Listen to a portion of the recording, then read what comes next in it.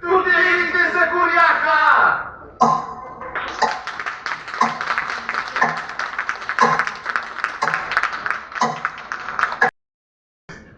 Навънка студено, а вкъщи пак студено. Радвам се, че дойде да изпиеш по едно с мен и с Станкова. Беше глупаво да се завреме в някои от заведенията на гробищите. Казах само по едно имам работа. Да. Както виждаш, нищо не се е променило през последните 5, даже 10 години. Да, всичко е по-старо. Тате, искаш ли да си починеш малко или ще останеш с мен и Томо? Ще остана с вас, момчета. Ще полегна чак когато си тръгне това. Сигурен ли си, че не искаш да си починеш малко след като ти прилуша на гробището? Няма, синко, няма. Ще остана и като се тръгне братка тогава. Спокойно, аз няма да се бавя. Не, ти не дай да бързаш. Не сме се виждали от толкова години. Има толкова неща, които да си кажем.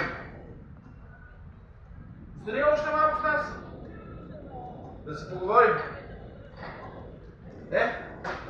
Тате? Добре дошъл.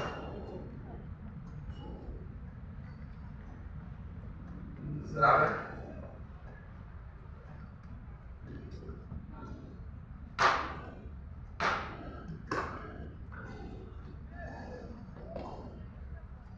Надявам се, че семейната гробница ти е харесала. Сигурно си учил, когато си видяла голямата семейна гробница.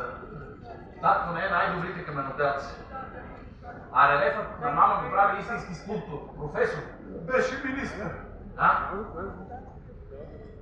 Сигурно си изумил да видиш голямата гробница, маминия релеф. Всичко беше идея на тата. За всеки детайл съм се консултирал с теб, сине. Хареса ли? Не ми хареса. И защо? Защото не харесва прекалено разкошните и кичошни гробници, защото ги строят за живите, а не за мъртвите, защото е много по-важно какви сме били към човека, докато е бил жив. Да изпих си пиенето. Не, синко, моля те, синко, спри! Не съм те виждал от 5 години от погребението на майката. Трябва ли да чакам още 5 години, за да разбера как си? Какво правиш в Буенос Айрес? Какво става в Аржентина? Имаш ли си момиче?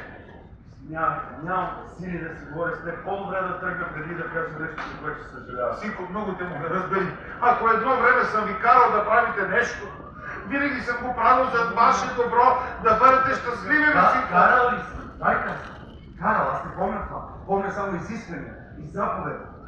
Да, това беше ти. Току, виж, това наистина сега не е важно. Кое не напротив, важно е. И това е важно много, защото това, което убиваше нас, още повече убиваше мама. Затова тя избяга чак в Сплит, защото можеше да те понася. Цялото ни семейство руха и така за един миг. И когато питах кой е виновен за вашата караница, ти какво ми каза? Какво ми каза? Че вината е в тебе, нали?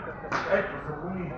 Искам да знаеш, че тогава е намраза цялото си сърце и решиш, че повече не искаш да живея с тебе не в един дом, не в един град, в една държава, а ти искаш да седим тук и да си гукаме, сякаш нищо не се е случило.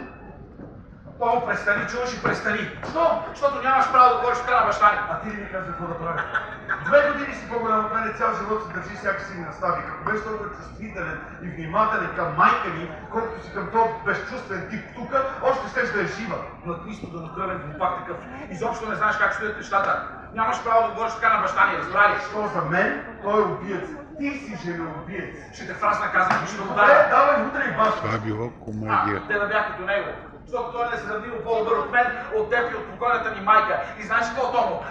Вече е време да научиш истината, цялата истина. Не, тако, аз ще го кажа. Аз не мога да тая повече всичко в себе си. Томо трябва да знае, че причината за караниците ми преди 10 години не беше ти, а 15 години по-младият любовник на мама, с когото тя избяга в Сплит. Да. Когато той напусна след 5 години и се върна тук, тя го последва. Гонеше го, вареше се в краката му, унижаваше се. И след като разбра, че той вече не я иска и че не може да направи нищо, написа прощалното си писмо, в което обвини за самоубийството си именно своя 15 години по-млад любовник. Това не е възможно. Баща ти призна, че мама се е самоубила заради него. Татко не искаше да мислиш нищо лошо за мама, която ти без това идеализираше. Даже скри от теб и от мен прощалното й писмо, което подавах от полицията. Аз самия разбрах за това писмо преди по-малко от година, когато чистя къщата и случайно